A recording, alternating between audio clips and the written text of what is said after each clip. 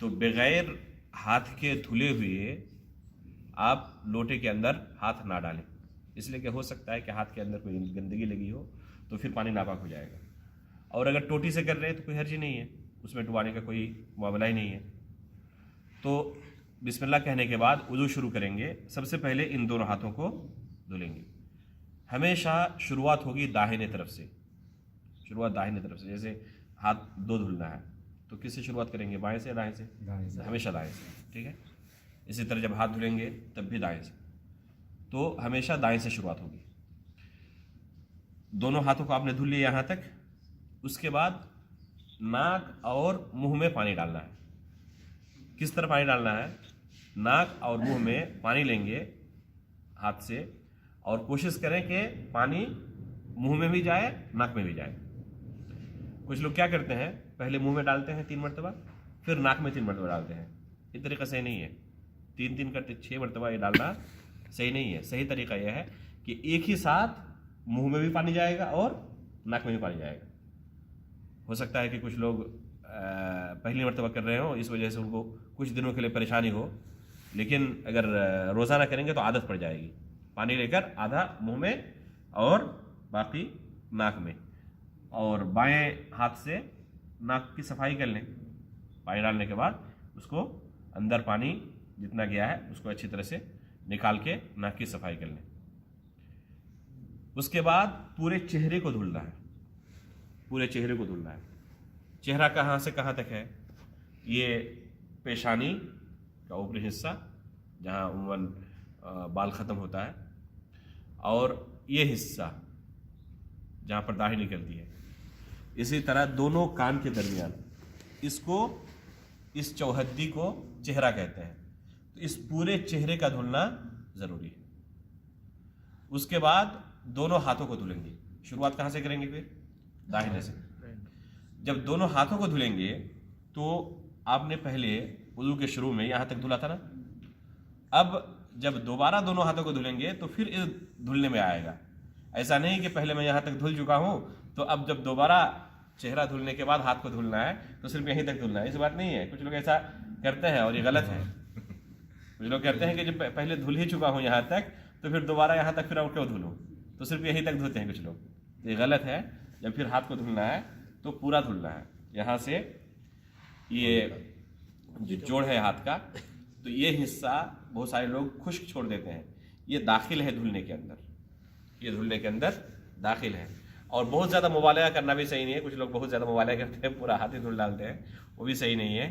حالانکہ ابو ہریرہ رضی اللہ تعالیٰ عنہ سے ایک روایت میں ہے کہ وہ بہت زیادہ مبالغہ کرتے تھے، لیکن یہ ان کا خاص عمل ہے، نبی کریم صلی اللہ علیہ وسلم سے ثابت نہیں ہے. ٹھیک ہے. تو اس طرح دونوں ہاتھوں کو دھلیں گے. پہلے اس ہاتھ کو، اس کے بعد پھر اس ہاتھ کو، اور یہ جوڑ دھلنے کے اندر شامل ہوگا، اس کو بھی دھلا جائے گا. اس کے بعد سر کا مسح کرنا ہے. سر کے مسح میں اکثر و بیشتر لوگ غلطی کرتے ہیں، صحیح طریقے پر مسح نہیں کرتے. نبی کریم صلی اللہ علیہ وسلم نے کس طرح مسح کیا ہے صحابہ کرام نے اسے بیان کیا ہے حدیث کے اندر. بدأ بمقدم رأسه ثم ذهب بهما إلى قفاه ثم رجعهما من حيث بدأ بهما. آپ نے شروعات کی سر کے شروع حصے سے، یہاں سے، اور پھر اسے لے گئے ایک دم آخری حد تک، جہاں تک سر ہے، جہاں بال ختم ہوتے ہیں، تو وہاں تک لے گئے، اور پھر واپس لائے وہیں تک جہاں سے شروعات کی تھی. یہ ہے پورا سر. کچھ لوگ کیا کرتے ہیں، تھوڑا سا ایسے اوپر سے پانی مار دیتے ہیں، ہاتھ یہ کر دیتے ہیں اور پھر چھوڑ دیتے ہیں.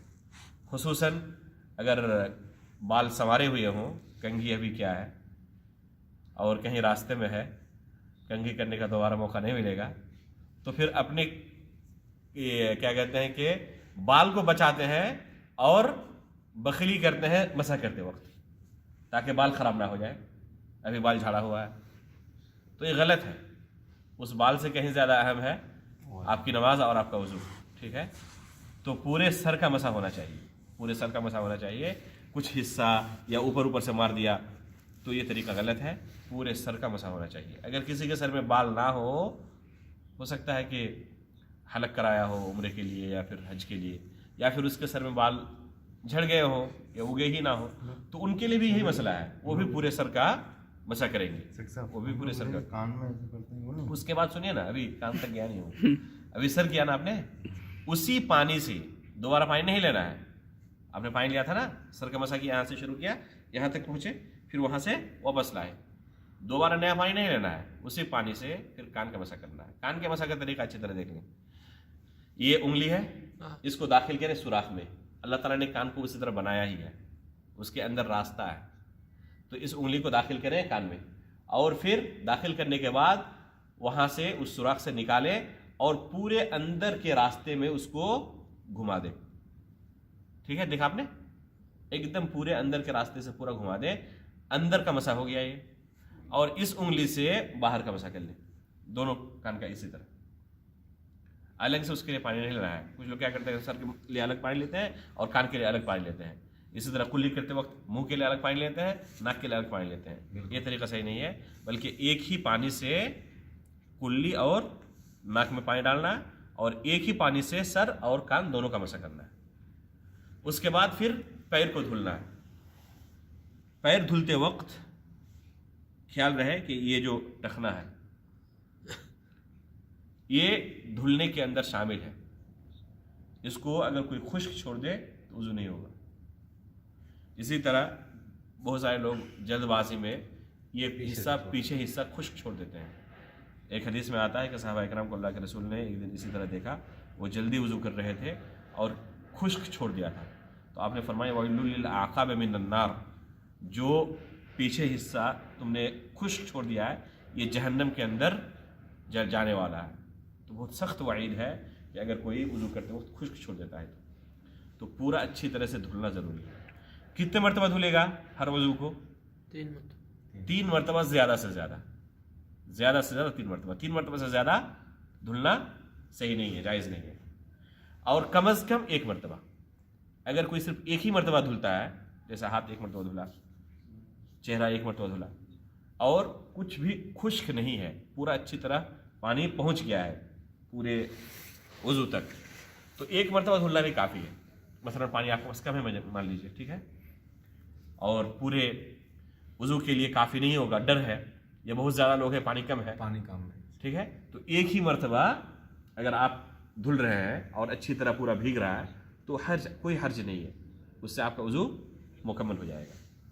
अगर पैर के अंदर मोज़ा हो, आप मोज़ा पहने हुए हो, तो मसह करना जायज़ है, चाहे वो कपड़े का मोज़ा हो चाहे चमड़े का हो, दोनों में मसह करना जायज़ है।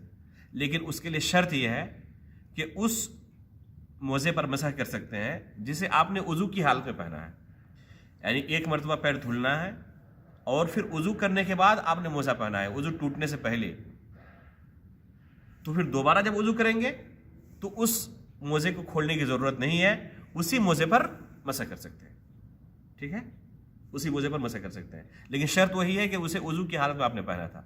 अगर वज़ू टूटने के बाद पहना है तो फिर खोलना ज़रूरी है। मसह कैसे करेंगे? मसह का तरीका यह है, पानी लेने के बाद ऊपर मसह करना है, इस तरह, एक ही मरतबा काफ़ी है, नीचे मसह करना सही नहीं है। अली रज़ी अल्लाह तआला अन्हु की हदीस है, फरमाते हैं लौ कान अद्दीनु बिर्रअई लकान अस्फल अलखुफ़्फ़ि औला बिलमस्हि मिन अअलाहु।